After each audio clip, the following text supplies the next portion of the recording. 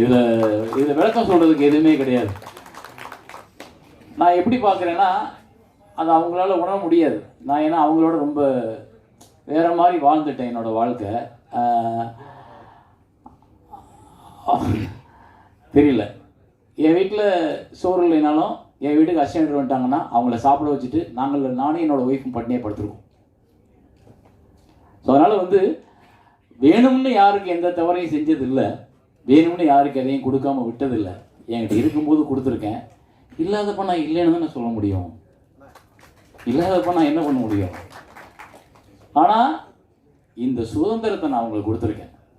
இத்தனை வருஷம் பத்திரிகை நண்பர்கள்லேருந்து, ஊடக நண்பர்கள்லேருந்து, இயக்குநர்கள்லேருந்து, நடிகர்கள்லேருந்து எவ்வளவோ மேடைகள் பார்த்துருப்பீங்க. எந்த மேடையாவது ஒரு இயக்குனரை விமர்சனம் பண்ண உதவி இயக்குநர்களை பார்த்ததுண்டா? கிடையாது. ஆனால் நான் இப்போவும் அதை கொடுத்துருக்கேன். இன்னமும் நான் அவங்களோட பேசுவேன், இன்னும் கூட கட்டி தழுவி போவேன். ஏன்னா அப்பனுக்கு தெரியும் பிள்ளைங்களோட குணம் என்னன்னு. அவ்வளோதான். எங்கள் அப்பா என்னை எப்படி வளர்த்தவரோ அது மாதிரி நான் அவங்கள வளர்த்துருக்கேன். அவங்களுக்கு எல்லா உரிமையும் இருக்குது. புரிதல் தாமதமாக தான் வரும்.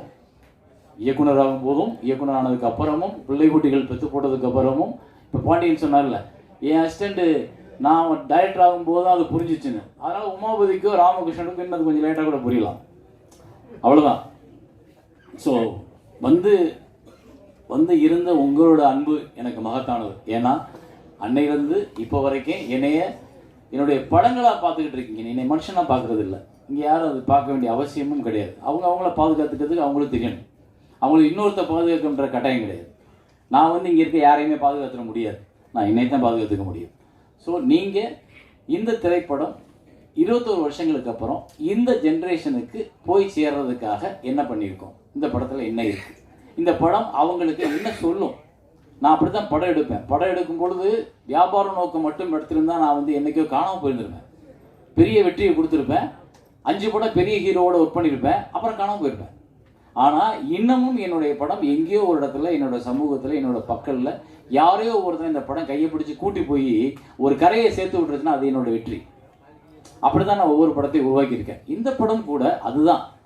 நீ எந்த தோல்வியாக இருந்தாலும் கடக்கலாம். காதல்ன்றது நான் எடுத்துக்கிட்ட ஒரு ஆயுதம். இந்த படம் எந்த தோல்வியாக இருந்தாலும் கடக்கும் மனநிலை ஒவ்வொரு மனிதனுக்கும் இருக்குது. நீ எங்கேயுமே சோர்ந்து போயிடாத அப்படின்னு சொல்கிறது தான். அதுதான் எனக்கே பாடமாக போச்சு. ஒவ்வொரு பூக்களுமே பாட்டால் நானே நிறையா வாட்டி பாடியிருக்கேன். ஸ்னேகா நிறையா வாட்டி பாடியிருக்கோம். அமீன் நிறையா வாட்டி பாடிப்பார். ஸ்னேகா நிறையா வாட்டி பாடிப்பார். அவங்களுக்கு அது போகும். தோல்வி எல்லா மனிதனுக்கும் இருக்கும். அதை தாண்டி ஜெயிக்கும் போது இல்லை நமக்கு ஒரு சந்தோஷம், நமக்கு ஒரு அகம்பாவம், நமக்கு ஒரு திமிரும், நமக்கு ஒரு